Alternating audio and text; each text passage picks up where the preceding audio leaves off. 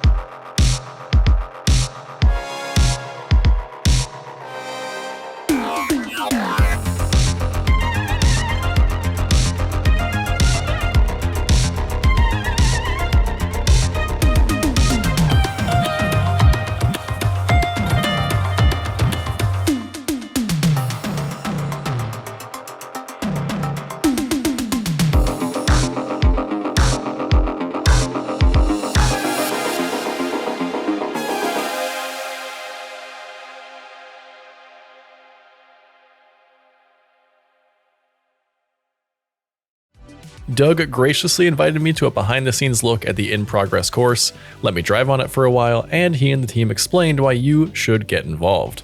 So if you don't want to listen to me talk about it, hear what the people involved have to say. What we are working on right now is a wild community challenge in Satisfactory where you hop in a factory cart and try to scale a massive tower we like to call the corporate ladder. Extra Fresh had the idea to basically recreate Trackmania's Deep Dip, and we just went all in on it. The original group of us that were together for the Doug posts on Reddit, and a bunch of new people have just been working around the clock to make a giant obstacle course tower. We're calling it Climbing the Corporate Ladder.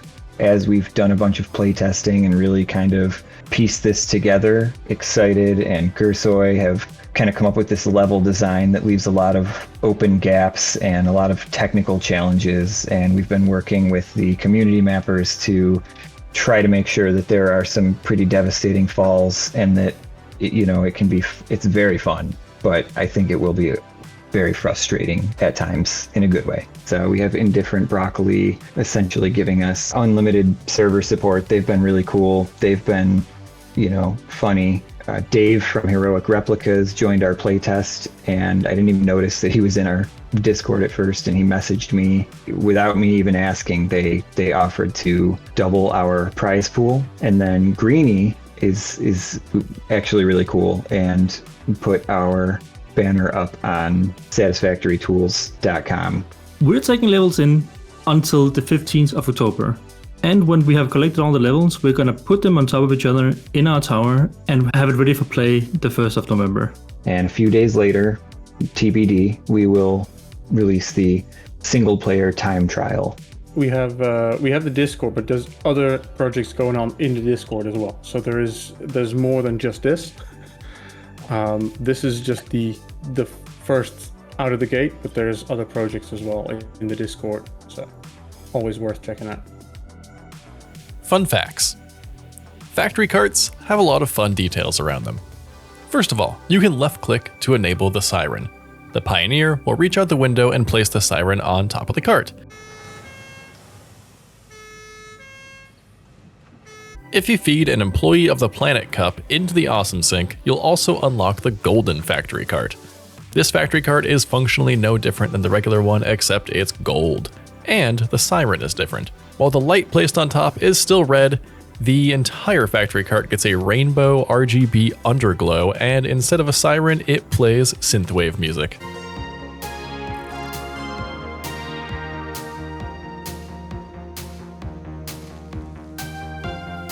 Factory carts are a weird combination of vehicles and equipment. Like equipment, you must deploy it by taking it from your inventory, putting it into your hand slot, and placing it on the ground.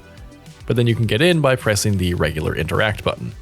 But to put it back into your inventory, you actually use the build gun to unbuild it, which doesn't unbuild it into its base components that you constructed it with in the equipment workshop, but rather it just puts the single factory cart item back into your inventory. It's pretty unique in this regard, though it doesn't really have an impact on gameplay. And finally, the last fun fact is one that might impact your run in the corporate ladder. Factory carts drive pretty well in a straight line, but their turning leaves a bit to be desired. I would recommend turning sooner than you think you need to, and probably even letting off the accelerator when you try to turn. Plus, it's not on the on-screen controls, but you can actually press space to use the handbrake and do a drift. But the drift is very strong and hard to control, so you'll likely spin more than 90 degrees. Use with caution, but I think after enough practice you could do some pretty cool tricks with this. In general, factory carts are pretty hard to control compared to other vehicles, so you'll probably run into some frustrating spinouts. So start practicing now if you plan on playing the corporate ladder. You'll probably need the practice. To straddling pipes, to going off jumps, to stopping on time so you don't fall into the water below, there is a lot that is trying to stop you on your way up the tower. Anyways, hopefully these tips helped you, and I hope to see you all on November 1st for the start of the tower climb. Let me know in the comments if you like these kinds of community events and if you want to hear about them on this channel at all, or if you don't care at all and you'd rather me just stick to stuff in the game. Either way, thank you Doug and the whole Coffee Cup Studios team for inviting me to be part of this cool community event. Like the video if you're excited, and subscribe if you want more news about Satisfactory and other events like this one.